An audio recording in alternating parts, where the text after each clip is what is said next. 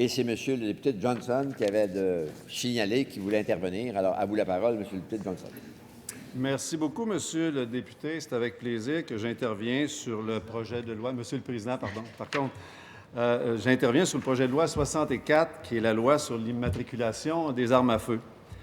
De rentrée de jeu, Monsieur le Président, je vais vous dire que il y a plusieurs collègues ici des deux côtés de la Chambre qui ont fait part de toutes sortes de statistiques et toutes sortes d'arguments en faveur du projet de loi et contre le projet de loi et tout ça, puis je ne reviendrai pas avec toutes ces statistiques-là et ces commentaires-là. Par contre, ce que je peux certainement rappeler à cette Chambre, c'est à quel point le projet de loi 64 a été quand même à même de nous démontrer que des fois, il y a des sujets qui peuvent être très polarisants, qui peuvent être très divisifs, si on veut.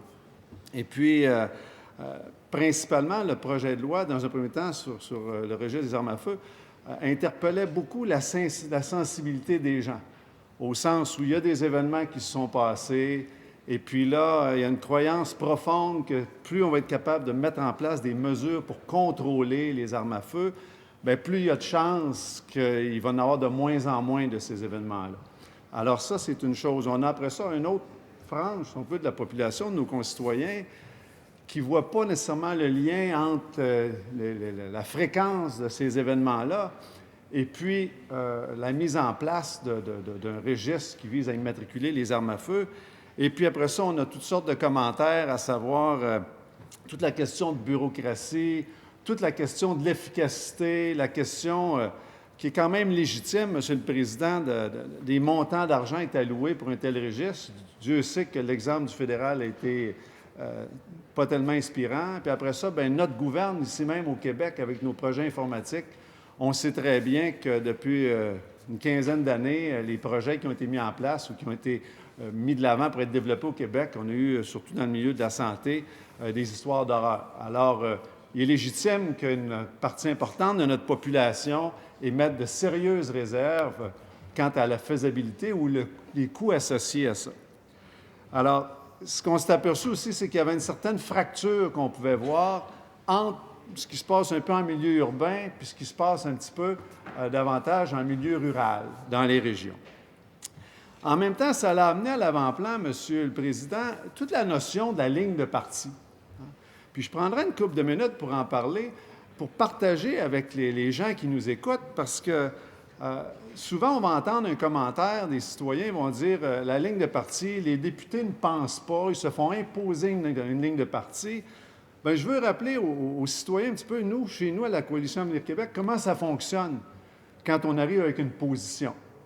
Je ne peux pas dire comment ça se passe chez les deux vieux partis que sont le Parti libéral puis le Parti québécois, mais chez nous, en réalité, il y a un sujet qui est amené à l'ordre du jour, il y a un porte-parole, il y a des opinions qui sont émises, il y a de la recherche qui se fait, Monsieur le Président, et puis à un moment donné, graduellement, il y a un consensus qui vient qu'à se développer pour, après avoir entendu des citoyens en commission parlementaire et tout ça, ultimement, on arrive avec une recommandation qui va finir par être la position de notre parti politique. Et puis, ce qui se passe, c'est que la majorité, la totalité des députés, ultimement, vont se rallier. Il peut arriver qu'un député est en désaccord avec une certaine position, mais ultimement, si ça ne vient pas heurter de ses valeurs ou de ses convictions profondes, bien, il va finir par se rallier de sorte qu'à un moment donné, il y a une position de parti. C'est sûr que si à un moment donné, un membre d'un caucus, fois après fois, serait en désaccord avec le consensus qui émerge des discussions du travail qui se fait au sein de la formation, bien là, il y a lieu de s'interroger s'il est au sein de la bonne formation. Ça, c'est certain. Puis tout ça fait en sorte qu'à un moment donné, il y a une cohérence qui peut être attachée à un parti politique, qui fait en sorte qu'à un moment donné, les citoyens du Québec peuvent savoir à quelle enseigne se loge un parti politique.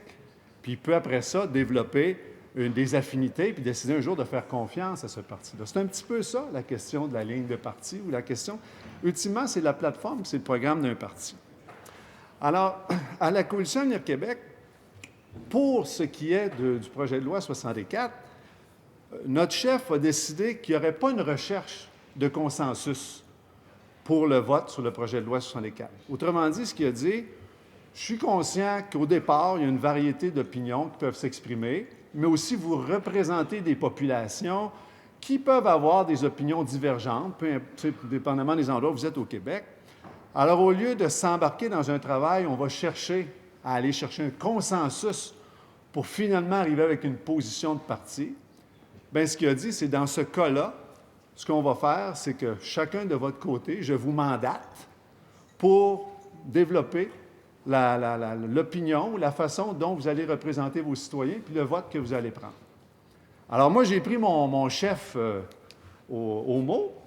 Et puis, je rappelle que le comté de Johnson, j'ai 22 municipalités. J'ai la moitié de la grande municipalité de Drummondville, mais après ça, j'ai 21 municipalités qui, essentiellement, sont des municipalités rurales, Monsieur le Président.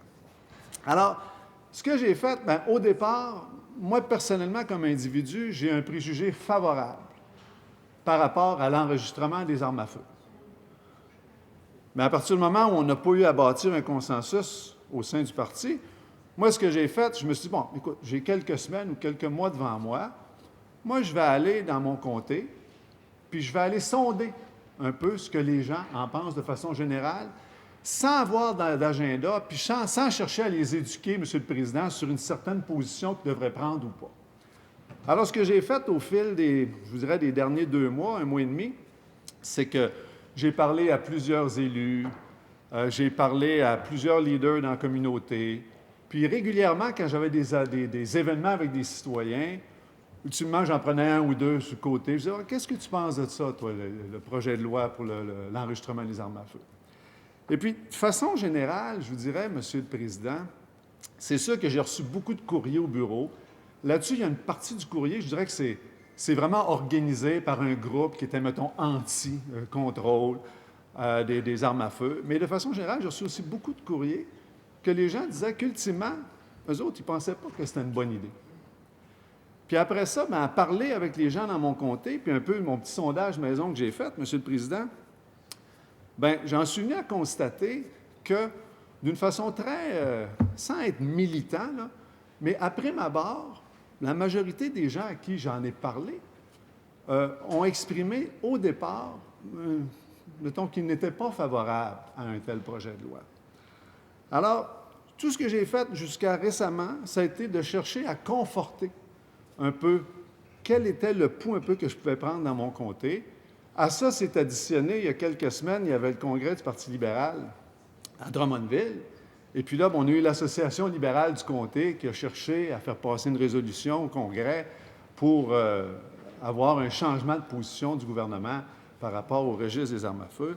Mais tout ça pour vous dire, Monsieur le Président, que quoi qu'au départ, personnellement, je serais favorable, bien, après avoir fait mes devoirs un peu dans mon comté, je crois que si je veux me gouverner en fonction de ce qui m'a été dit, de ce qui m'a été confié, bien, lors du vote du projet de loi 64, Monsieur le Président, bien, je vais voter contre le projet de loi.